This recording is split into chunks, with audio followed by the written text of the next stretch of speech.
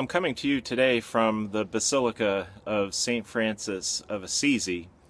This great saint and patron of Italy is buried in the crypt of the basilica behind me.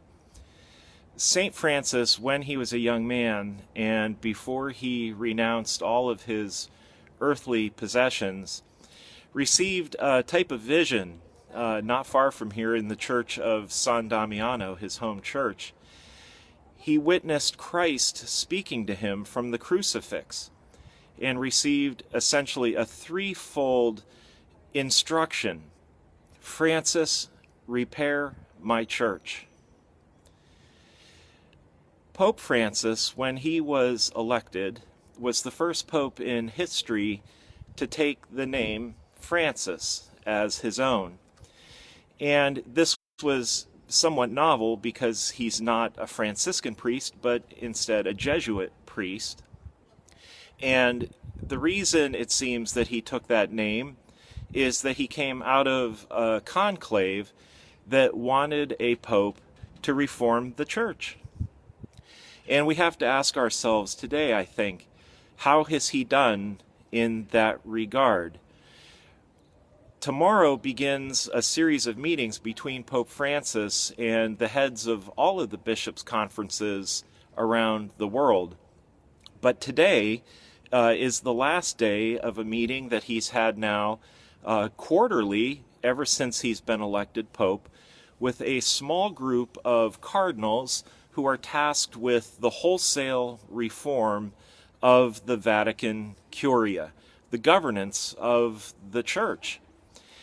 We now know among those members was Cardinal Pell of Australia, who apparently has been convicted of crimes that he committed, sexual crimes against children, when he was a bishop in Australia.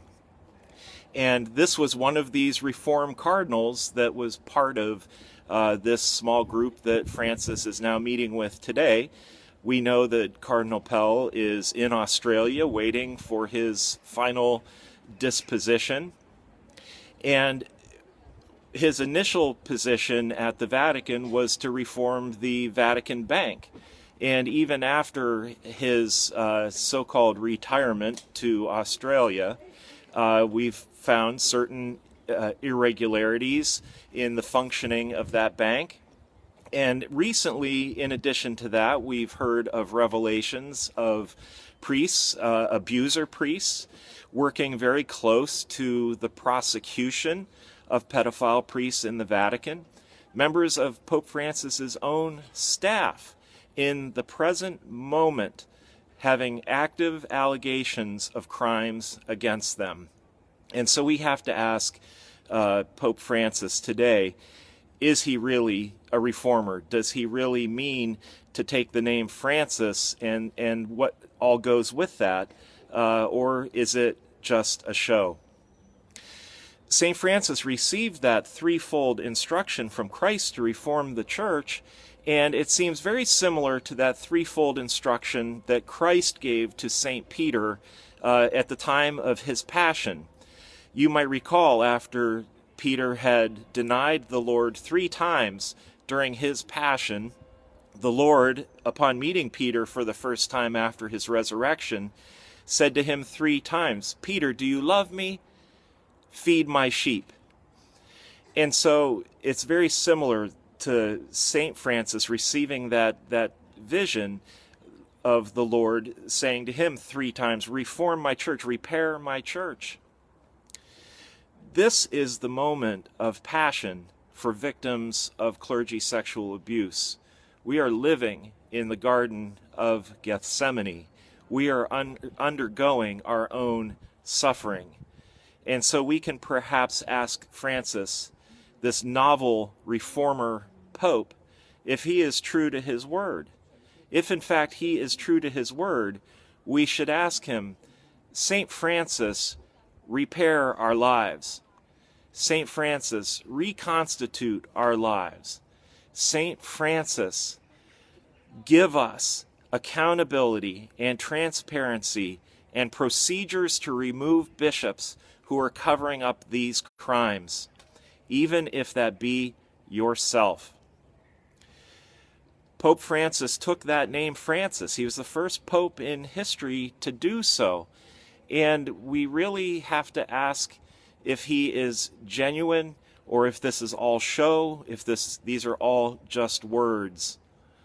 We know that Peter, after even denying the Lord 3 times, went on to be the first pope of the Catholic Church. He was clearly a man of faith and a man of action.